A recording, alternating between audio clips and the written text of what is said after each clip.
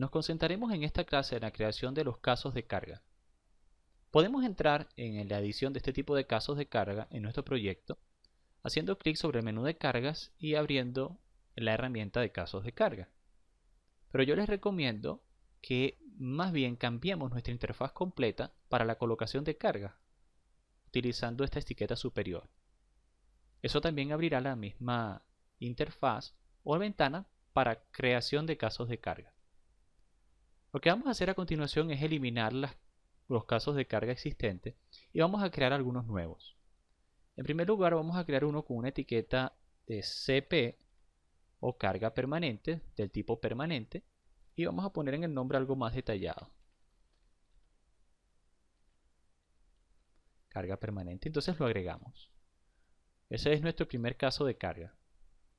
En segundo lugar, vamos a crear una carga de explotación. Esta carga de explotación son cargas accidentales, también pueden tomarse como cargas vivas. Y vean que hay distintos tipos de categoría.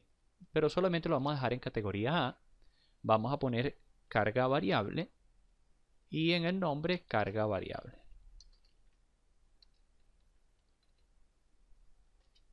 Agregamos. Vamos a crear un tercer tipo que sea una carga variable de techo. En el número del caso será el 3. También va a ser de explotación, pero vamos a poner de techo. Y por último vamos a crear una carga de viento, que vamos a llamar W por su sigla en inglés, y en el nombre viento. Entonces estos son los 4 casos de carga principales que debemos crear.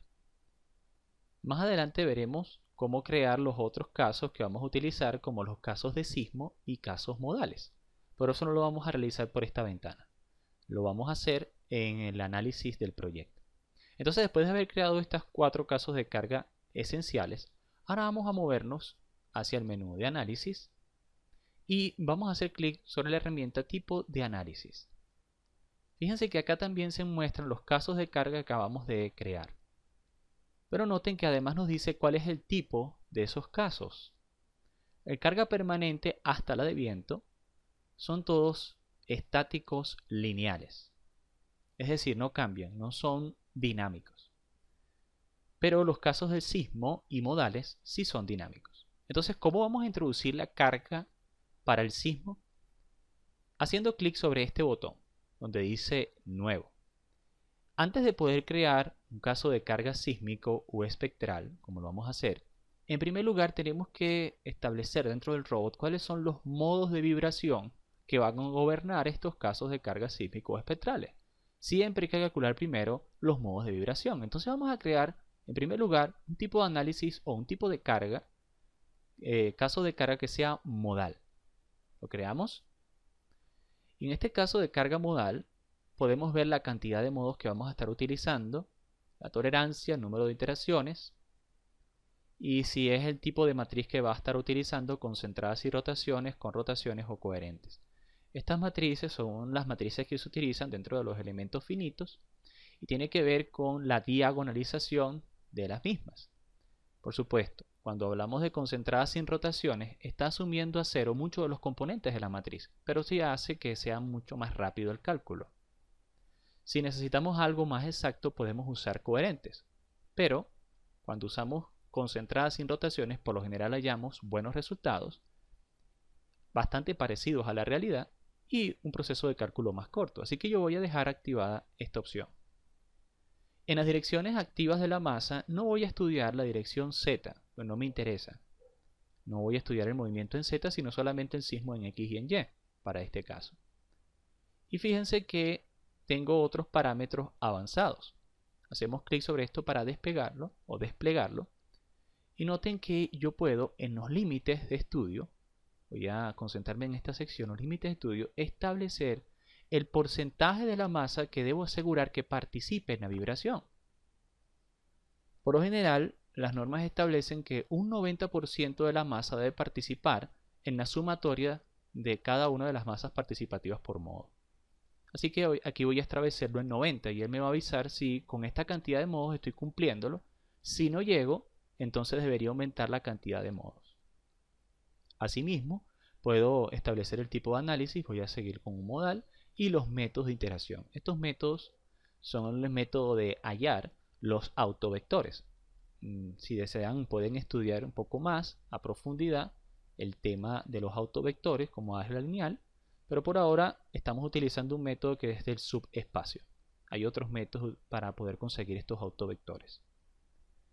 Entonces, con todos estos parámetros definidos, voy a dar clic sobre OK y así me genera mi carga modal. Y ahora es momento de establecer la carga sísmica. Entonces voy a establecer uno nuevo, uno modal, pero ahora fíjense que como ya tengo un caso modal, ahora también puedo establecer casos sísmicos y espectrales. Seguramente habrán notado que cuando no había un caso modal, no existía tampoco la posibilidad de crear casos sísmicos y espectrales, pues estos casos dependen del modo de vibración del edificio. Primero hay que calcular el caso modal. Pero ahora que ya tenemos uno, vamos a seleccionar casos sísmicos. En este proyecto vamos a estar trabajando sobre modelos espectrales para hacerlo de forma general. Pero es interesante notar que dependiendo de la norma que tengamos configurada, podemos crear un estudio normativo.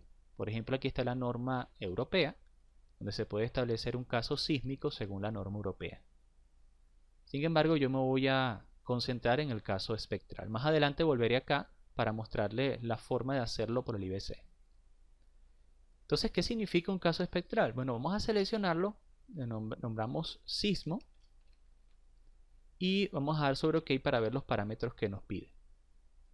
Como podemos observar, nos está pidiendo una tabla de datos del espectro. Como obviamente es de esperar, el espectro está en función de la aceleración o el periodo y el desplazamiento. Entonces nosotros debemos definir en primer lugar ese espectro. Y podemos cargarlos algunos que ya hablamos establecido anteriormente. En primer lugar podemos decir que la coordenada Y va a ser aceleración, la coordenada del eje X va a ser el periodo o la frecuencia, dependiendo de cómo lo estemos trabajando en nuestro modelo, nuestra región. Y acá en el espectro voy a seleccionar abrir, porque yo tengo varios espectros que tengo generados previamente y que voy a dejarles a ustedes uno de ejemplo para que puedan cargarlo. Entonces fíjense, voy a darle a abrir para buscar específicamente dónde está mi archivo. Entonces he llegado acá donde tengo espectros para robot y noten que tengo varios tipos de espectros dependiendo de la normativa de mi región, donde tiene una zona, un tipo de suelo y un coeficiente de respuesta o aminoración. Entonces yo voy a establecer este porque eso me ha dado mi estudio previo según la norma y doy clic sobre abrir. Entonces, como podemos notar, la aceleración se plotea en función del periodo. Esa es la manera en que yo creé este espectro.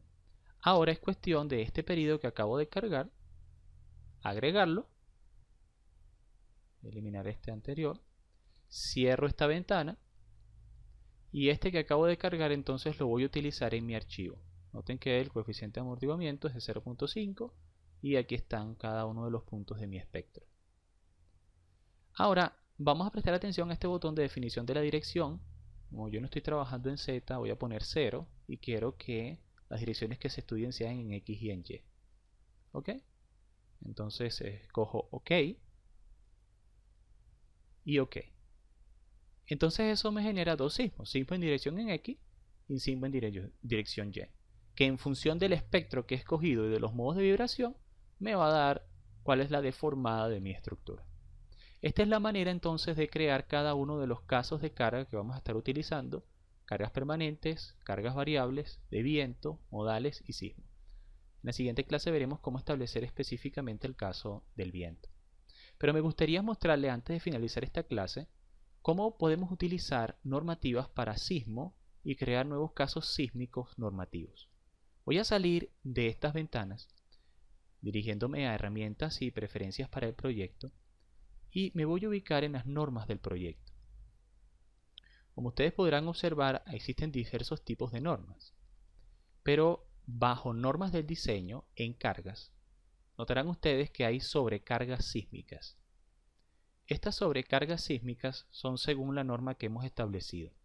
Voy a hacer clic sobre más y puedo escoger, dependiendo de la zona donde me encuentre, el país donde me encuentre, un tipo de norma. Por ejemplo, esta son las del Eurocódigo y las IBC son las normas de Estados Unidos. Son bastante utilizadas. Entonces yo voy a escoger la IBC del 2012, voy a agregarla y establecer como actual. ¿Ok? Y OK. Ahora puedo regresar a mi tipo de análisis y voy a crear un nuevo análisis sísmico y noten que puedo ahora establecerlo por el IBC. Cuando le doy OK, aparecen los parámetros que la IBC utiliza para establecer las cargas sísmicas dependiendo del suelo y otros parámetros normativos, como el coeficiente de reducción de nuestro espectro, como cuál es el corte basal, al definirlo con un valor del usuario o según el periodo fundamental. En fin, si nosotros estamos utilizando alguna norma y tenemos estos parámetros de nuestro suelo, podemos utilizarlos para generar el estudio de cada uno de los casos sísmicos. Entonces este es un ejemplo de cómo utilizar los parámetros, por ejemplo, de la IBC para generar casos sísmicos. Si no tenemos estos parámetros, pues nuestra norma no nos deja establecer cuál es el ICI1 o el SS. Entonces deberíamos hacerlo un estudio a través de medios espectrales. Sin embargo, yo voy a cancelarlo, ya que les he mostrado esto. Y ahora en la siguiente clase vamos a estudiar el caso específico de las cargas de viento.